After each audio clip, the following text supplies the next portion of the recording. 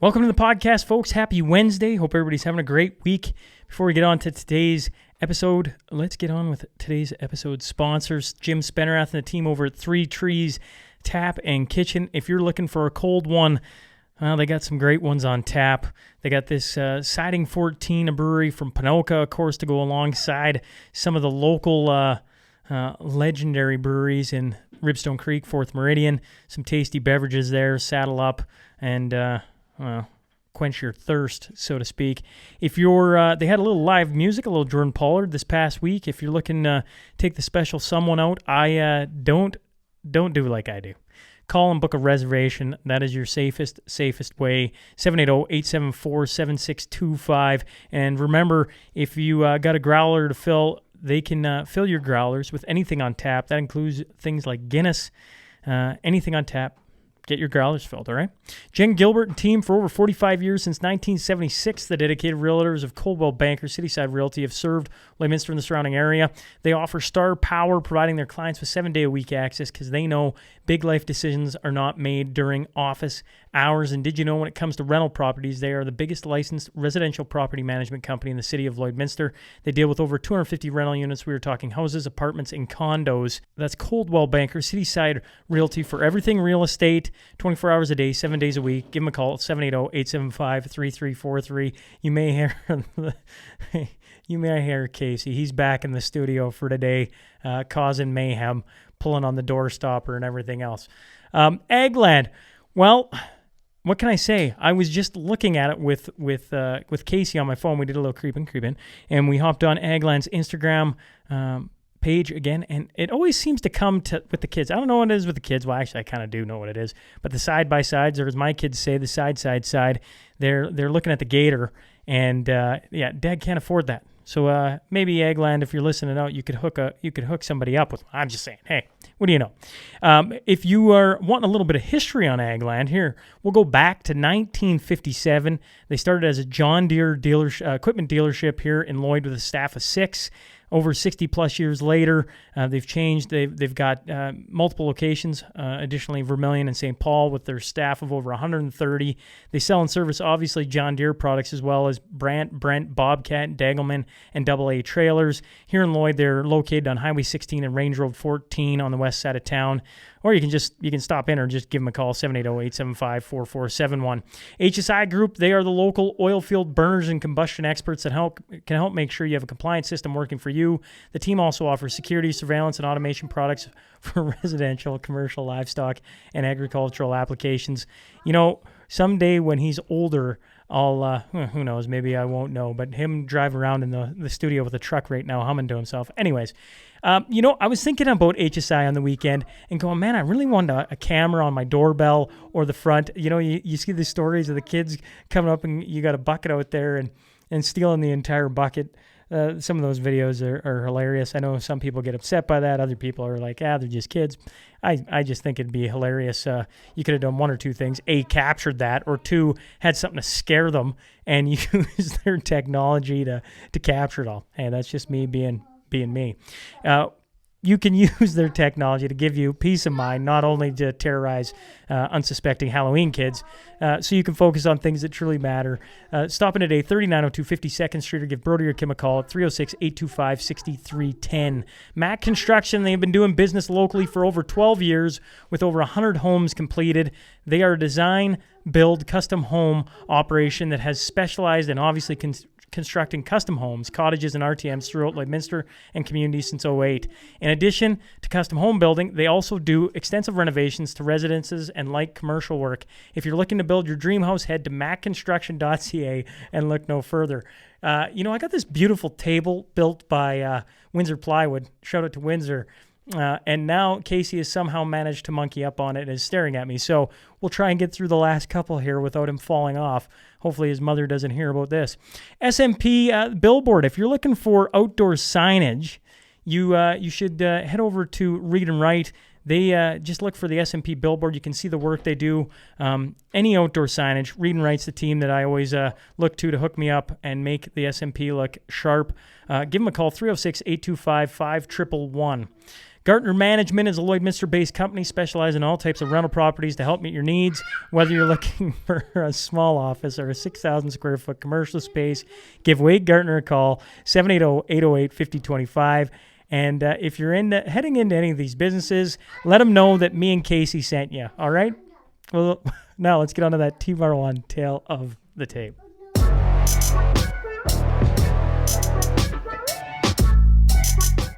He's the CEO of Ichor Blood Services. I'm talking about Mike Kuzmickas. So buckle up. Here we go. This is Mike Kuzmickas, and welcome to the Sean Newman Podcast.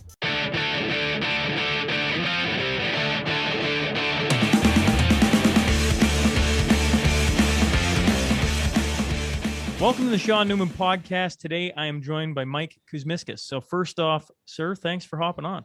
Thanks for having me on. I can hear the background in Mexico. I'm envious. It'd just be nice to. I mean, we got great weather going on here in Alberta right now, but at the same time, I assume you're enjoying a little sunshine down there, shall we say? It's quite nice down here. Yeah, it's quite 30 degrees every day. You know, partly cloudy. It's nice. Can you give the listener a little bit of your background? Obviously, being the president of Ichor, that's how I get hooked up with you. But maybe you could give a little bit of your background just so people understand who they're listening to. Sure, you bet. So I'm a Calgary boy, born and raised. 36 years I've been in Calgary. I'm a mechanical engineer with a mechanical engineering degree from University of Calgary. I have a master's of business from the University of Calgary as well. And so my background professionally is project management in the oil and gas industry. For the last 15 years, I was managing pipelines, facilities, well pads. And then at some point, I don't have any medical background at all. I sort of noticed there was a gap in our healthcare system with respect to access to getting lab work done, right? You could go and wait 4 or 5 weeks for an appointment, or you try and go and walk in somewhere and it's a 45-minute wait. So I just decided to see what that looked like. And while my wife was pregnant with our second, I quit my engineering job to start up a medical services company pre-COVID. This was pre-COVID. I didn't have a market for anything. I just jumped in the deep end. So that's my professional background. Very steep learning curve once I got into the medical field. And then about 3 months after I started Ichor, obviously COVID showed up. And we were able to pivot right into doing some antibody testing right from early days. We were actually the first company in Canada that did antibody testing. And so because we were the first company in Canada that did antibody testing, in my first 6 months of business, I was doing interviews for National Post, Globe and Mail, national coverage. We had somebody in Toronto doing some work for us. We had a bunch of people in Alberta, and we just rocketed to the top of Google search rankings. And that's sort of how the company got built, was actually on the back of the COVID antibody testing then. And so since then, we've branched out. We're working with a lot of premier labs, Mayo Clinic being the latest one. We're expanding our offerings. We just announced that we'll be accredited in BC within probably a month, hopefully. And we're partnering with some organizations out there to bring what we're doing to about 17 pharmacy and medical office locations out in BC. So starting to grow, starting to expand. But certainly right now, the focus is still the vast majority of our calendar is that sort of antibody testing that we'll talk about today. So yeah, that's a little bit of my meandering background and careers. But I'm obviously happy to be where I'm at, and things are going pretty well. So. It's what I said to you before we started. We're in this thing, and I'll speak to Alberta specifically. We got 86.8% of the population that is eligible with the first dose, closing in on 79.6 with the second dose. So like, as that number shrinks, the pressure that's put on by the government, I just keep going like, I don't understand why they don't look for solutions. And I feel like when I stumbled upon you, and I was saying this earlier, that I've been pumping your tires now for a couple of months, easy, because I'm like, this just seems like a no-brainer. Like, if people are terrified to get the shot for whatever the reason is, and there are valid reasons out there, sure. To me, like, so let them continue to get tested. Right? Like, as a government, don't you want to bring the population together?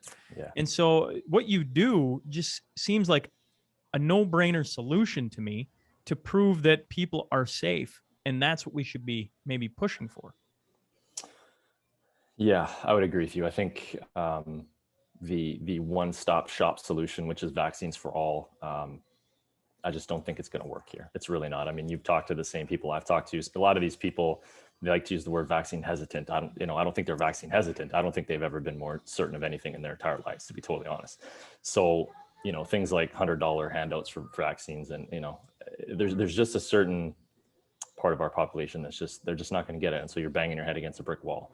So in parallel to that, you have obviously natural immunity, which has been a concept that's been around for, I don't know, a long time. You have testing as with any market, with any industry. As time goes on, more competitors enter the marketplace, the price point comes down, so the cost of testing now is down, right? So we've had to align ourselves even on the rapid antigen testing, right? So for $40 now, you can get a rapid test. That'll probably even come down even more. So for people that don't want to get the vaccine, to say you need a rapid test 72 hours, which is where we're at right now, $120 a week, that's the cost for me to not get the shot. I don't know. I don't see why that wouldn't be allowed, to be totally honest with you. The natural immunity thing strikes me as interesting, because if Alberta was consistently getting billed as the one getting pumped the worst by COVID through this whole thing, you would think that we would actually be in the best shape of any province right now with respect to moving forward with COVID.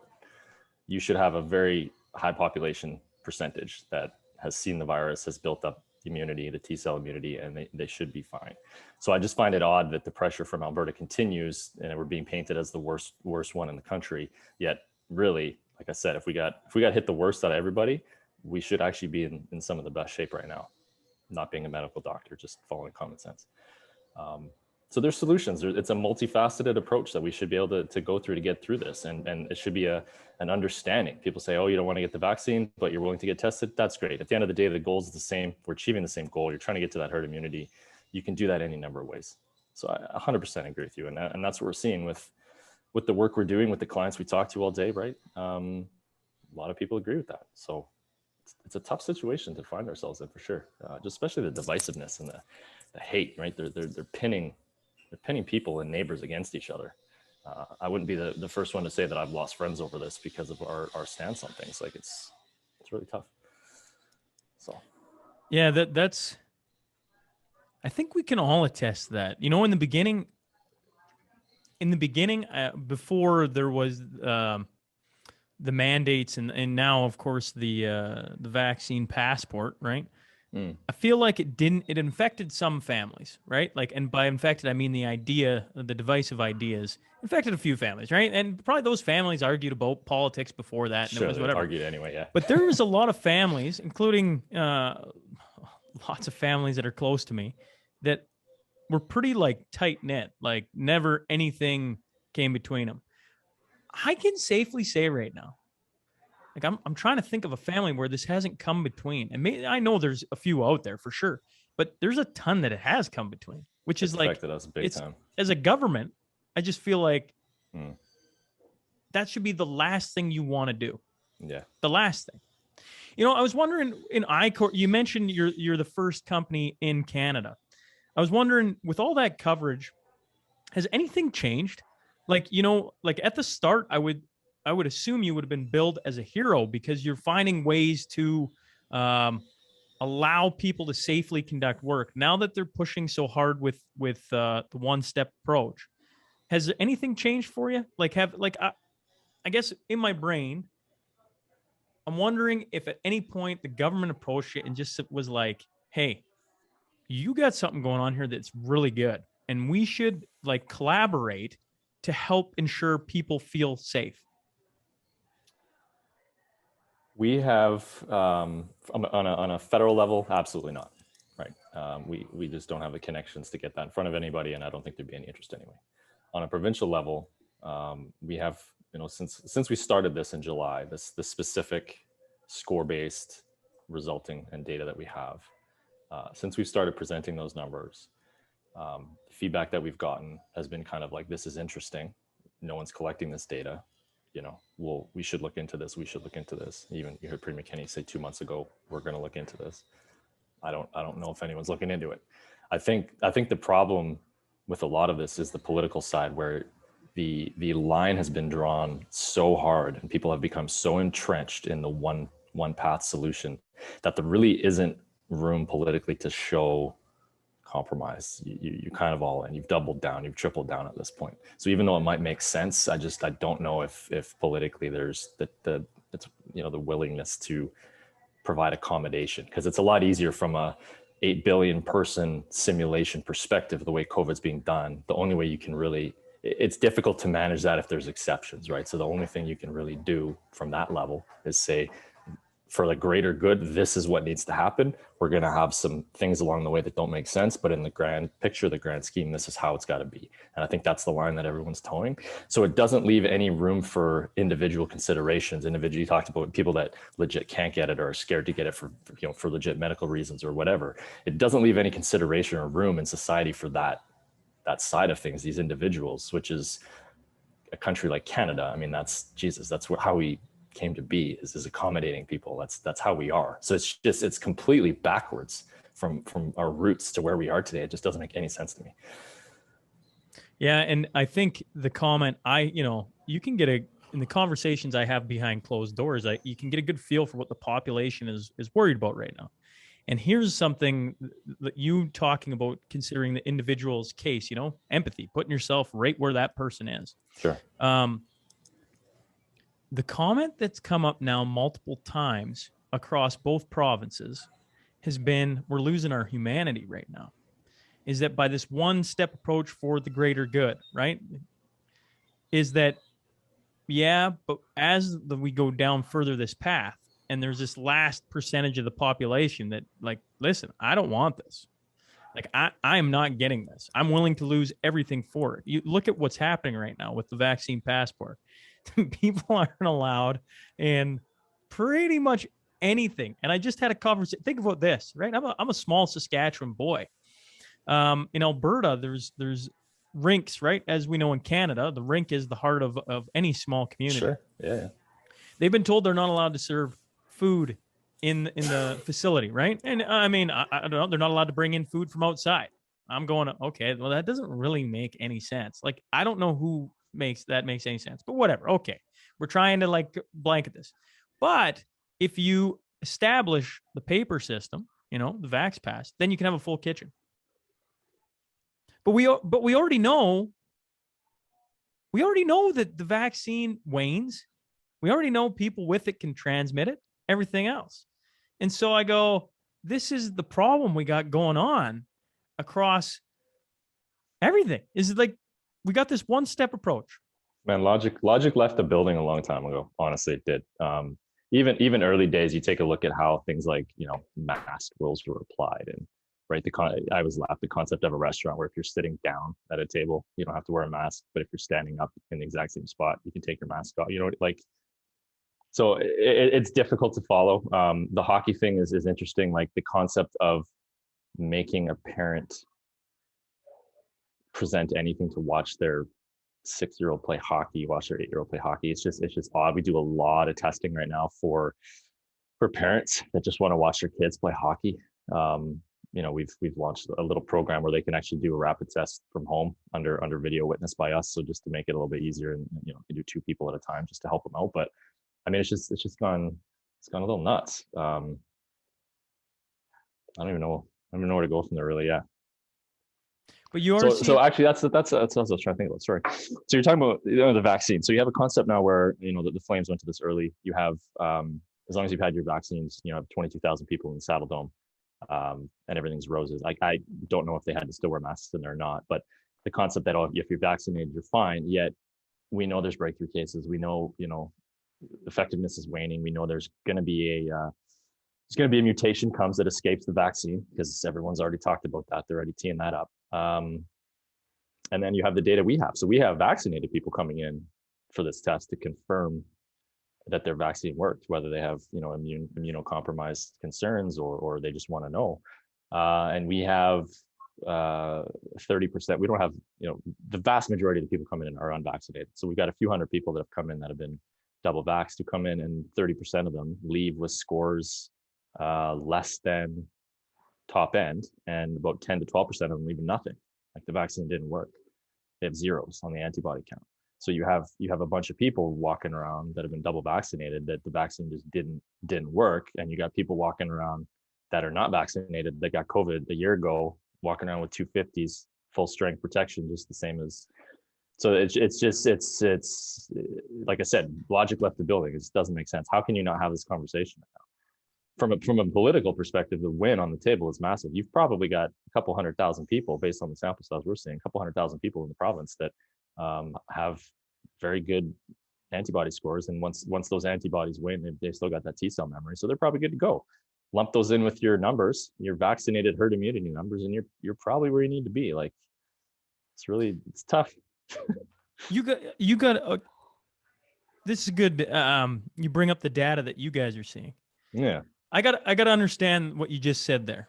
You're 100%. saying that people who are double vaxxed, when did they come in to see you that they had no antibodies? So Was it like?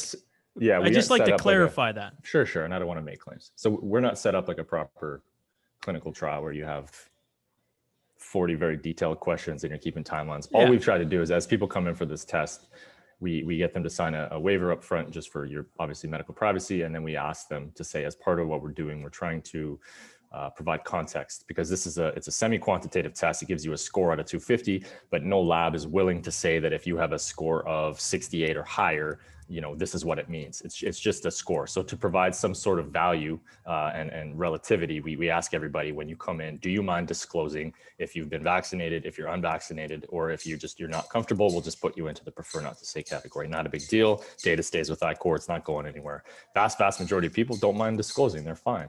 And so what we're seeing, and I'll just read these numbers off to you. Sorry, while I lean forward to view them. So I did this report 2 days ago. I ran another one. We put out a weekly newsletter to everybody who's had the test. So as of last week, we've done 5,500 tests, Mayo Clinic antibody tests. Unvaccinated people, we've had 3,700 people unvaccinated come in for that test. And out of those people, you've had 12% max score, 250. So to give you a point of context, most double vaccinated people who come in score the in excess of 250. So it's what we call top score, full octane, whatever. So 12% of unvaccinated people have scored the 250, right? So they have the same level of protection as somebody who's been double vaxxed. 31% of people, an additional 31% of people, have a score somewhere between 0 and 250, which means they have some level of protection, but what it means is that they've seen COVID before. So even if those antibody scores are actually, going to go down over time and the antibodies clear the body, when we bring a T cell test in, they'll be positive on the T cell test to show that, they have some level of natural immunity. So 43% of unvaccinated people that have come to see us have encountered COVID and have some level of antibody protection. And not including any of the people that would have had it, say, a year and a half ago, whose antibodies might have cleared the body by now, but they still have that underlying T cell memory immunity, right? So there's another bunch of people in there. 56% that come in have nothing. So out of that 56%, you could argue that the vast majority of them have never seen COVID and they're still at risk of getting it. But there's going to be a percentage of that again have that T cell because they got it a really long time ago. On the vaccinated side, we've done 313. So again, not a huge, I wouldn't take that and write the presses about that, but 313. And then out of that, 70% of the 313 have the max score in excess of 250, right? They got full protection. 19% have a score between 0 and 250. So somewhere in the middle. And then 10% have goose eggs on that. So either the vaccine didn't work or for whatever reason. So the test itself, the reason we're not kind of in a bullseye target zone for society is it's kind of, we're providing testing services that has value to society overall, right? If you're vaccinated and you want to make sure, get that little peace of mind that it worked, come get the test, come get your score. If you're unvaccinated and you want to know if you have natural immunity before you decide to go get it, come see us, get your score, get the test, right? And then under the undisclosed status, we got 1,500 people that didn't want to disclose. And again, 47% of them have some level of antibody present in their body. The majority of the undisclosed people are going to be unvaccinated. They just didn't feel comfortable telling a receptionist at a medical clinic that they were unvaccinated, right? I think we can agree on that. So those are the numbers. I mean, it's not when we started this out and you had a sample size of 600, you could say, nah, that's too small of a sample size, but you're up into 5,000. We're probably at this point, if I ran another report, we're doing about 150 a day. So, you're going to be over 6,000 people. I mean, it's a sample size that, if nothing else, should be sparking some conversation and action to look into it more. I mean, this is legitimate enough, in my opinion, and it's interesting. So the concept that somebody who's been double vaxxed is automatically deemed okay, and somebody who has not been vaccinated is automatically deemed not okay, when in the reality, the situation is actually switched. This person could have a 0 and this person could have a 250. It's mind-boggling to me that people aren't talking about it. And you can see why the anger, these people that have come back with their scores and they've been unvaccinated and they put up a 250, you can understand why they're so upset. You can understand why they've lawyered up and there's legal missiles being fired all over this province right now. If I had a 250 and I wasn't vaccinated, why should I be forced to get vaccinated? It doesn't make any, especially to keep my job and put food on the table. It makes absolutely no sense. The whole purpose of this program is to get people to that goal. And I'm already there, right? I'm already there. Why am I being forced to do this? So I fully understand. And I empathize with people 100%. It's very frustrating. Yeah, I see Ichor, what the service you provide, is a very, not a divisive test, like bring people together, right? Because, if I'm vaccinated right now, if I was vaccinated 3 months ago, I'd be sitting there going, I got this thing cased. We're all good. I'm not doing anything. And then the more information that keeps coming out, now you start to realize I can transmit it. I can get it again. Fuck. Now it's waning after 6-8 months. Fuck. Yeah. Okay. So even if I'm sitting here and I got both shots, to me, your test all of a sudden becomes like, maybe I should go in there and see what I actually have, because like, holy crap, right? Like maybe a government study should be like, I look at this, man, you'd think, I look like, at the billions of dollars being thrown out. Everybody just keeps saying, well, it's too expensive. It's like, too expensive. What the hell are we talking about? We just dropped like trillions of dollars across the entire planet on everything but things that make sense. Trying to get to the end goal. Yeah, that's right. I feel like the end goal for me and you, at least, I hope, is like, man, let's just figure creative ways to beat this so that we all come together and we create less things that are divisive. Now, I am not perfect. I will say that right now, because there's going to be some listener going, oh, but remember the time you had this guy? Yes, I remember. And I've had my blunders. Absolutely. I'm not perfect. But I look at this and I just go, as we move forward, and as I hear both premiers, hell, the leader of this country, just ram things down the population's throat, I go like, so when are they going to start talking about things that actually make sense to get us out of this so we can move on with life and carry on? Because that's what everybody wants. That's why like everybody's trying as hard as they can to move on. And I hear you talk all that stuff. I go, man, that makes a lot of sense. Why wouldn't they approach Ichor or whoever and be like, listen, the goal of getting vaccinated is to give you these antibodies. Geez, let's do that. Let's test everybody and see what we got. So then we can put out to the population, hey, listen, actually, instead of it being 86.8% with immunity, we actually have 97% right now. Gee, that's nice. You saw the UK did that, right? They did I think they did a couple 100,000 study, and they came out and deemed, I think they had 97% herd immunity, because they combined vaccination rates with natural immunity positive on the antibody, right? So it's hard to say that you have a plan in mind that you're trying to execute, plan the work the plan, when you don't know what you're starting from, right? You don't until you include these numbers in your data, you don't actually know what you're starting from and what you're trying to work from. So it would just be really nice to know where is Alberta actually at. As I said, if we got kicked in the teeth as bad as we did this last year, we should be in very good shape right now, actually. I listen to the FDA's, we both got young kids, so I listen to, FDA has an 8-hour meeting on when they voted for 5 to 11-year-olds. And it's a scary number. They go, well, for me, it's a scary number, right? Or maybe for a lot of people, it's like reassuring. They voted 17-0 in favor of giving 5 to 11-year-olds the ability to get the vaccine, right?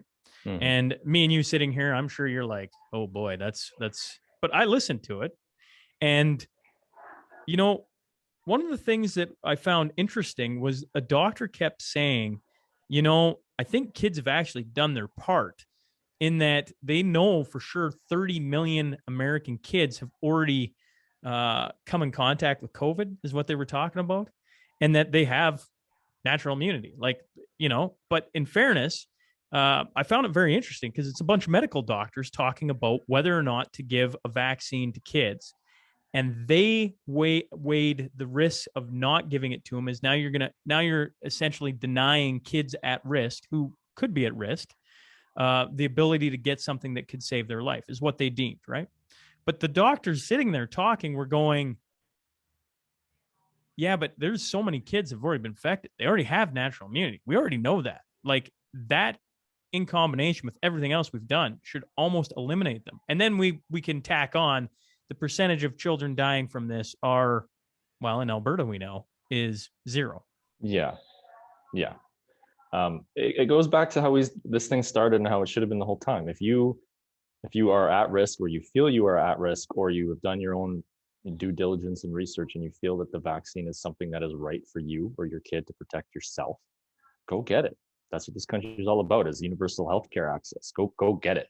But I just don't know how the narrative changed to, we're considering now vaccinating 5 to 12s to use them as in a little bit, bulletproof shields to protect society's vulnerable, when the kids aren't. You just said it yourself. The kids aren't at risk of this necessarily. It's really a tough concept. And like I said, I have a daughter who's going to be in that age range soon, and as a parent, man, it's a very, very tough one. It's a very, very tough. We are using them as a bulletproof vest. I don't think I didn't want to go too crazy. No. You don't have to say it. I can say it sitting here. Listen. Yeah. The conversations I get into, I go, why are we vaccinating 5 to 11-year-olds? Right? Like, I implore all my listeners to do their own research. I got a bunch of critical thinkers. If you go look at the Alberta website, there's been one kid under the age of 19 die from this. I believe that is the one that they that had stage 4 cancer. It came out as a big freaking debacle in Alberta, right? Caught there, yeah. Yeah, absolutely. So there's been one who had underlying health conditions, and I'm not like, my heart breaks for that family, but they've even come out and said like he didn't die because of COVID. Anyways. Yeah. So we're vaccinating kids. And when I grill people, or, because people want to come talk to me now because I won't leave this subject alone. So they'll come and talk to me. And I go, so why are we vaccinating kids? Well, a bunch of them are getting sick in school. Okay. But is anything happening? Well, no. Okay. So kids get sick, man. so why are we vaccinating them? Well, because there's high transmissibility, a bunch of kids. So we got to protect the teachers. I'm like, yeah, but the whole thought process is adults get to choose. So they're choosing whether they want to take the risk or not. So why are we putting a whole bunch of children in the line of getting a vaccine that has no long-term data from something they're statistically not going to have issues with?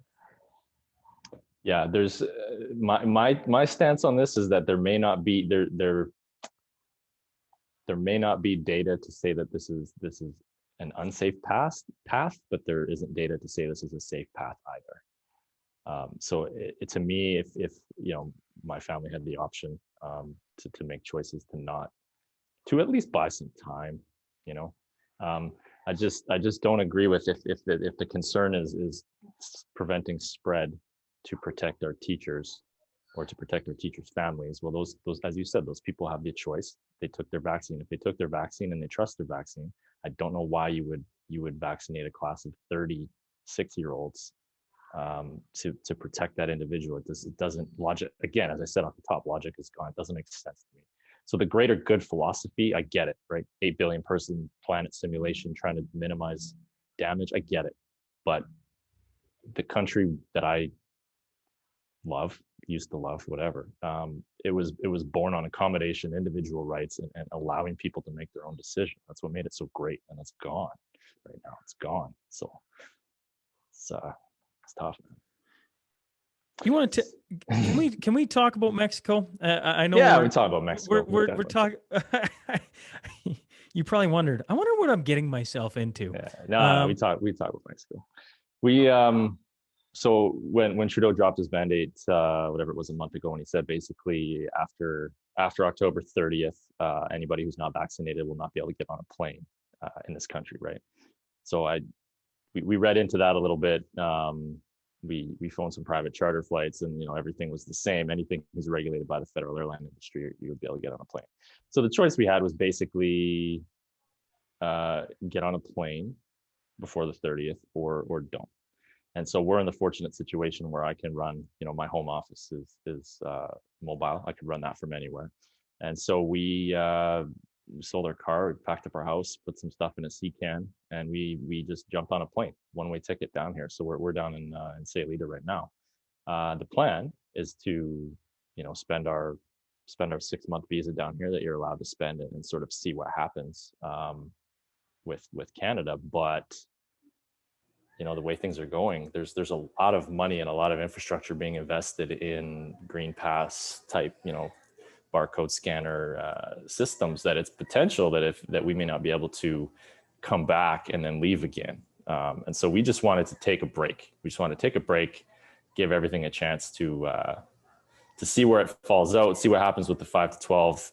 I would imagine the way that's going to go is there's going to be a new variant that comes out that targets children to justify the vaccine on children campaign. And I would imagine that mandatory vaccines in schools is something that's going to be a hot topic for the next 6 months, right? Is your kid need to be vaccinated to attend classroom to get an education? So we just came down here to take a break. We come down to this place not really knowing. I don't speak Spanish. I don't surf. It's a surf town. We just came to get away. We come in yesterday, and there's it's this entire expat community. There's people from Canada and the U.S. We went to a Halloween party last night. There's 300 people here with their kids, all ages, running around, having a good time, just living life, being a community. It was amazing. And you contrast that to what's going on, where people are see photos of kids in classrooms wearing masks with plexiglass around their desks. Like you look at the two comparisons side by side, and you just can't believe the world you're living in right now. It's a little nuts. So that's what we did. We were, a little life adventure. If nothing else, it's a cool adventure. We come down here, we come home. But it was just something we wanted to do and take a little break, and we'll see where things go. I got good friends that have been talking about doing exactly what you're doing. And they've been talking about this for close to a year. I've been arguing with them about it for close to a year. This was before the Vax Pass was even an idea, or at least talked about on a political level. And I hear more and more people doing exactly what you're doing, which is, you know what? I'm just gonna get out for a bit. I'm gonna stretch the legs, so to speak. And we're just going to go take a view from outside the place and watch and see what happens, which is an interesting concept, to be honest, right? Like, that's what I just think, you said you love Canada. I think we all love Canada. But we're starting to go, like, in order for me to go play hockey, we got to have a Vax passport in place, right? Yeah. You're like, I get the health and safety of everything, but I feel like we've gone overboard, and we keep talking logic and common sense. It seems like they're not there. But to see people leaving Canada, a place that's been a refuge for refugees for how many years, is a wild concept. Yeah, it is. And I mean, I'd love to tell you that, when we sent our antibody scores into the Alberta Health Services Netcare or whatever, that they were like, oh yeah, this is great, we're going to add this to your thing, and it's just as good, you can get your barcode and you're treated the same. And that's that's kind of what we're holding out for, is we guys accept these antibody scores to show that we're on the same level as anyone else, and we could travel with everyone else, and that'd be great. But in the meantime, like you said, we're in a weird sense fleeing Canada for Mexico. It's weird.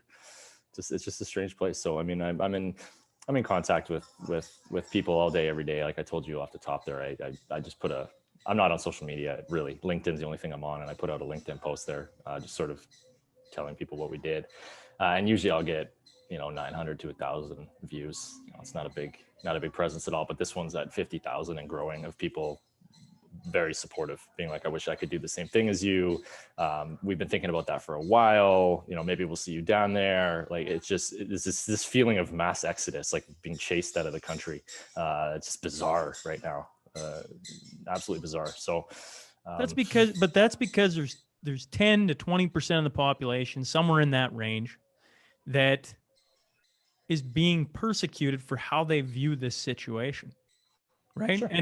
And now their only option they see where they can actually function in a community, you mentioned community, like, and actually go out to a restaurant or play a sport, or like, I still have a hard time, Mike, like, understanding how a gym is not an essential service. Just Oh, look at the Jesus, man. statistics.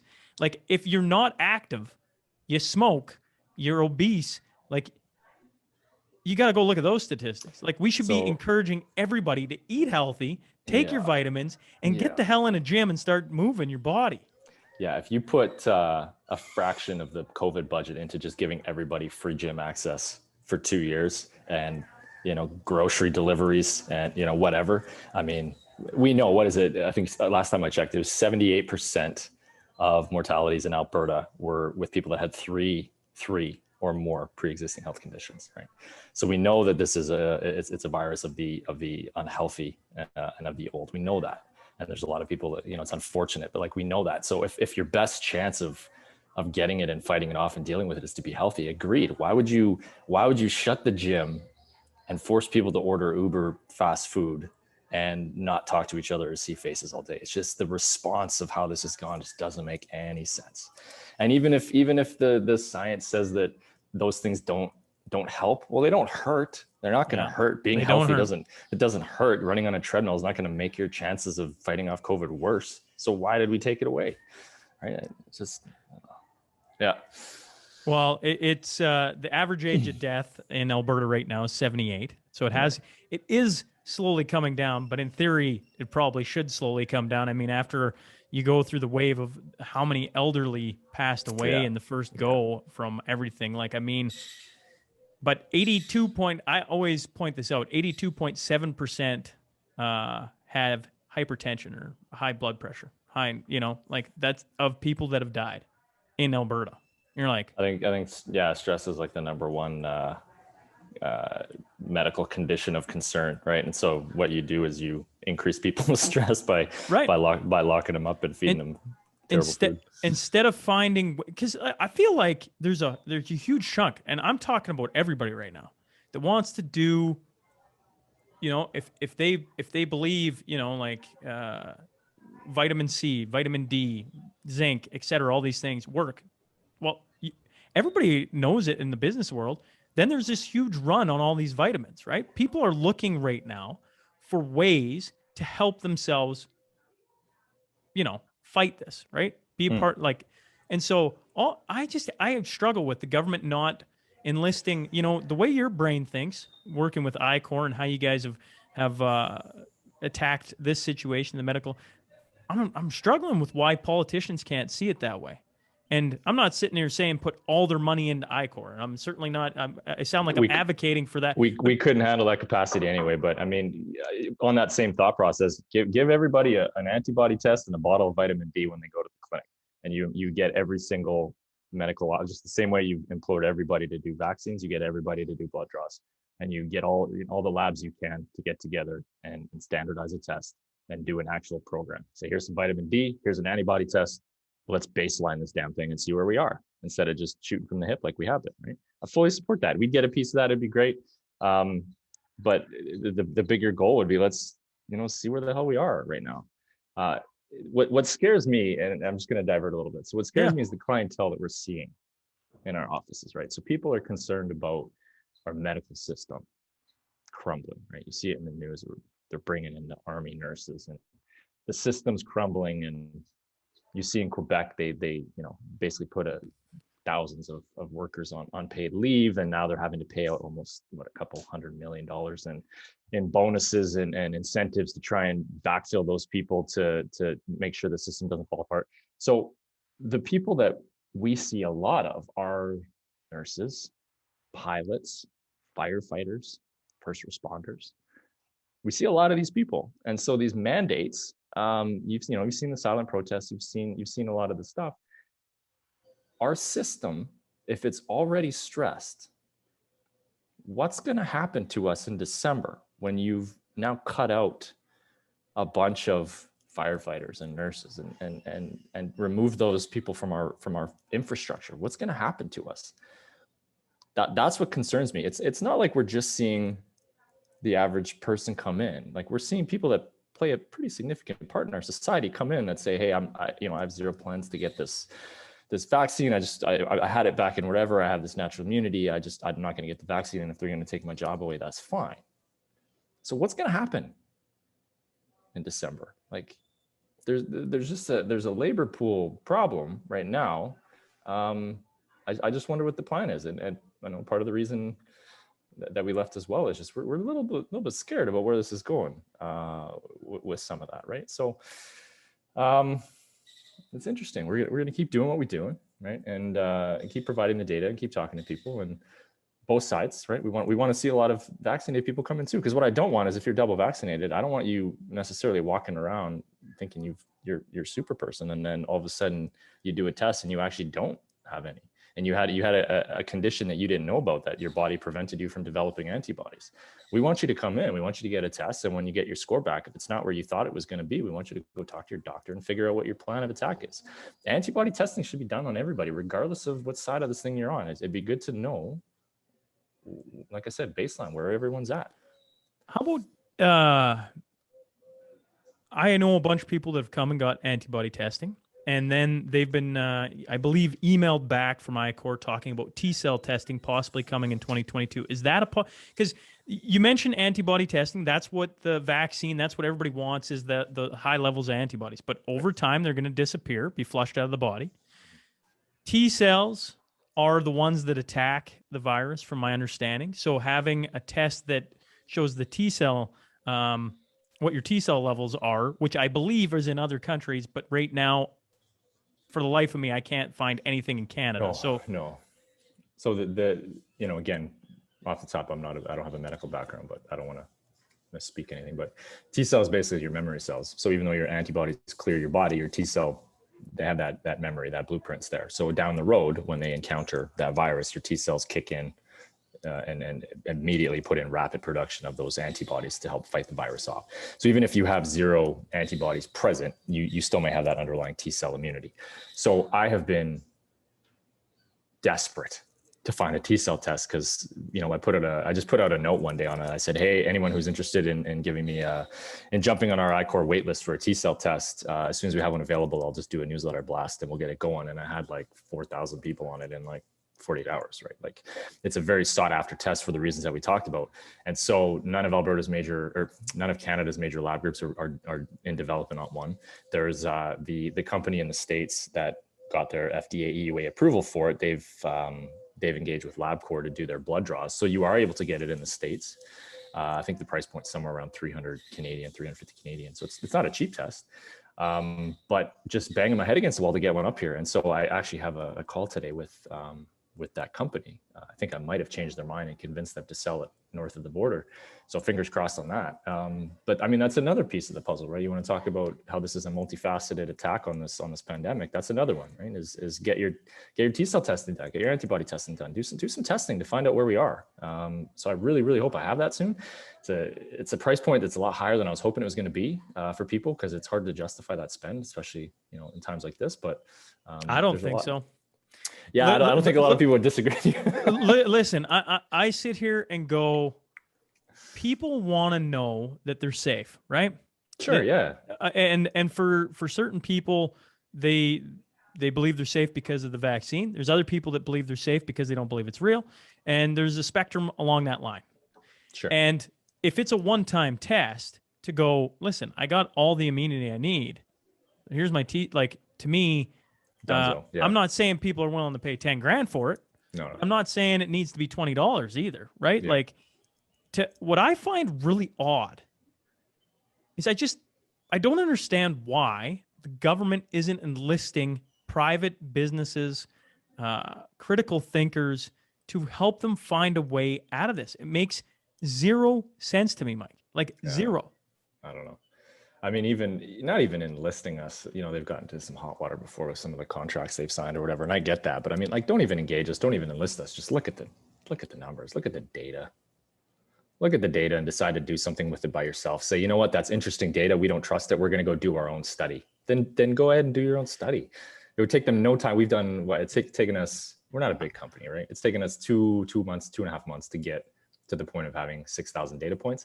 They could get that overnight if they wanted to. If they put out an announcement and said, hey, everybody who's interested in getting an antibody test, you can book online here. We've opened up 10,000 spots.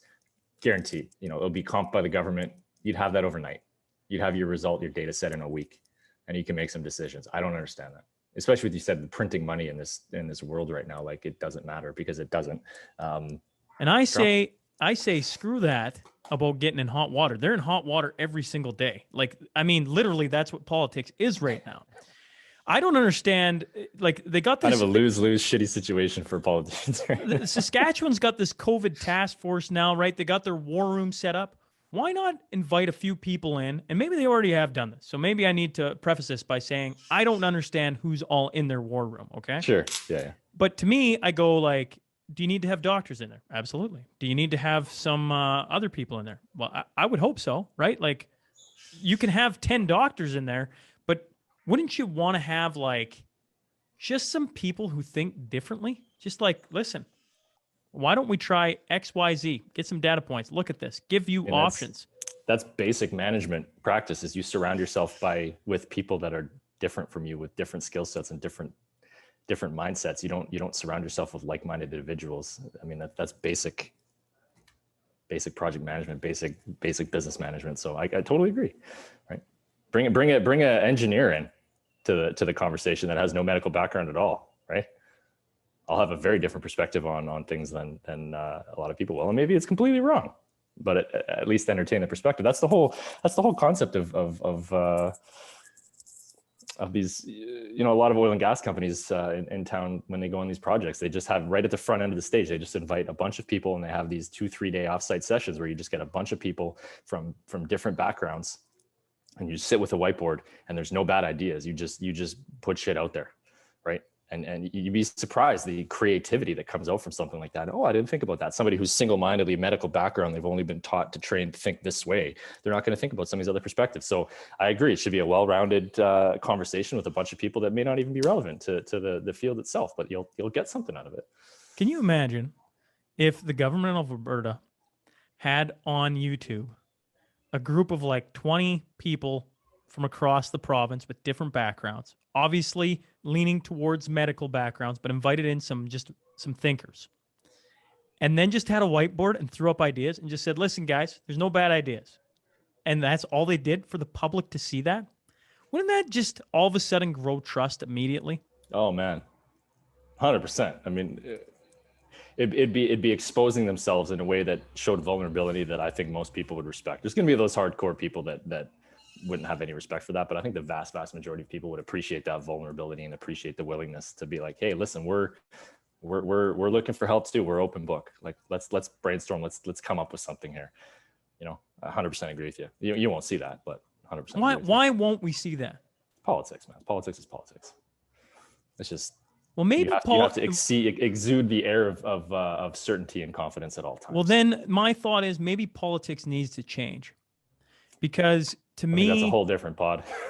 Maybe it is. To me, I'm having a hard time really understanding. They all, not all. I hear that a lot. Is like, oh, it's just politics, right? Politics will never admit they're wrong. They'll never like go back. They'll never. And it's like, well, why not? Like, who wrote that book? Why can't we have a little bit of vulnerability and just say, listen, we've invited in, XYZ, and here's some things we're exploring. We don't know if they'll be right, but we're going to explore them, because other countries are using things like early treatment. Gee, that seems like a smart thing. Other countries are doing things like T-cell testing.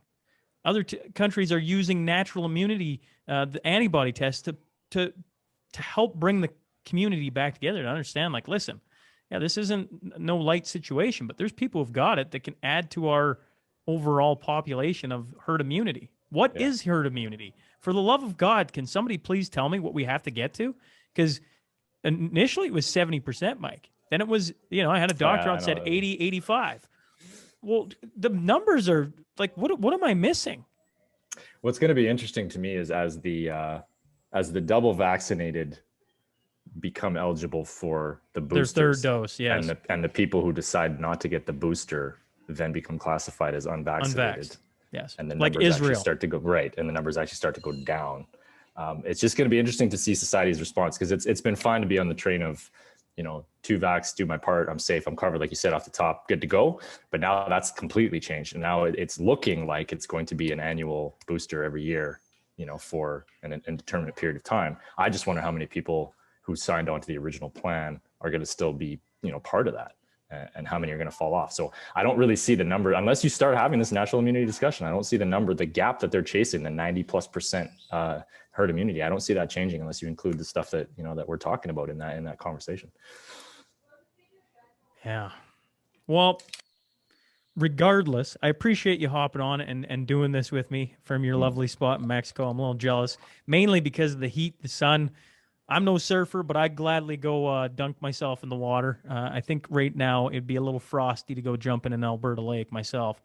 Is there anything else that you want viewers to know about Ichor before I let you go? When it comes to antibody testing or rapid tests, there's what you do is a service that a lot of people, all sides of the board, I think, we go back to can utilize. I really think people will be utilizing this for the foreseeable future. Is there anything else you want them to know before I let you go? Yeah, I mean, I'll take the opportunity for sure. So, as I said, we're off the top. We're not a lab. We're a service provider. We're a facilitator, and I think people need to understand that we have a full way to help people out. So, we have a PCR by mail kit that if you can't get to a facility or you want to take a kit with you to get back into Canada, you can do that. We have rapid testing, video witnessing. So if you and your wife want to do a rapid test at home, video witnessed by us to go watch your kid play hockey, we can cover you on that. We have Hawaii approved PCR testing. We have general lab work in Calgary, Medicine Hat not quite yet, but Calgary. So if you have lab work from your doctor that you haven't done in 2 years because you've been stuck at home and you can't get in to see APL right now for 6 weeks, you can come see us for $50. We'll do your draws for you and drop it off at APL. So it's kind of like a little skip the line service. We have, when working with Mayo, we have a suite of heart ceramides tests that we're going to start rolling down to check your heart health. We're basically just trying to bring services to people that close the gap in healthcare and allow people to take the amazing concept of taking healthcare into your own hands. I mean, that's what we're trying to do here. So if you have any questions with Ichor, how we can help, what we can do, I mean, we have live chat on our website, we have phone numbers, we have customer service. We just want to help people get through this thing. And Ichor is not obviously we're heavily weighted in COVID right now just because of where it is, but that's not what I want this company to be. I don't want this to be COVID and done. We want to be there for people to provide them with the service they need, right? So appreciate your support. Obviously pumping our tires is great. We're happy to be part of this conversation. I really hope that our continued effort and push on the government to start thinking about the critical questions and start thinking about, immunity will help. And the more people that get into this and start doing the testing, the bigger the numbers get, the more they're going to have to pay attention. You start to get up to 10,000 people, you start to get up to 15,000 people. I mean, those are starting to get numbers that are difficult to ignore. So having yourself and others like you have me on to talk about it and bring awareness to it. I mean, that's how this goes, because you're not going to see this. We had all 55 major news outlets open my press release about antibody testing, and not a single one wanted to talk to me about it. Right. I mean, I think that speaks volumes to where we are right now. So the only platform we have is shows like yourself. So I do really appreciate it, and glad I could come on and provide a little perspective. That hurts my brain right there, what you just said. Yeah. Blown away. My PR guys, my the PR goal guy here to solve this problem or to just make it never go away? Yeah. And now I sound like a conspiracy theorist, but when I hear like, what the fuck is going on? Yeah. And pardon the French to the listener, but Jesus. Yeah, that hurts. That's brutal. My PR guy said it was the largest open rate he's seen on a press release in a long time, and I didn't get a single. When I did antibody testing off the top back a year and a half ago, like I said, every single Globe and National and everyone jumped on, had me on. It was a story at the time. now I come out with data saying, you've potentially got 42% of your population that's got natural immunity. I didn't get a single interview request. Nobody wanted to talk to me about it. So I agree with you. The full court press is on. What are we doing? Get vaccinated. That is the only way. Yeah, we're not going to talk about anything else. No compromise. Yeah, basically. Yeah. So happy to come on any other time. If anything changes, if I get a T-cell test, if the data changes, happy to get us a T-cell test, because I know a lot of people are very interested in having that done. And as soon as you get that, I'll make sure to bring you back on, because I'd love to hear about it and what it's going to be, the offer and everything else. Heck, maybe what else is going on in Mexico as you sit down there for the winter. Maybe we'll just have to have a live update from Mexico. Yeah. Come on down. No, that sounds great. Thanks, Sean. Thanks for having me on. Yeah, thank you. All right. Hey, folks. Thanks for joining us today. If you just stumbled on the show, please click subscribe. Then scroll to the bottom and rate and leave a review. I promise it helps. Remember, every Monday and Wednesday, we will have a new guest sitting down to share their story. The Sean Newman Podcast is available for free on Apple, Spotify, YouTube, and wherever else you get your podcast fix. Until next time.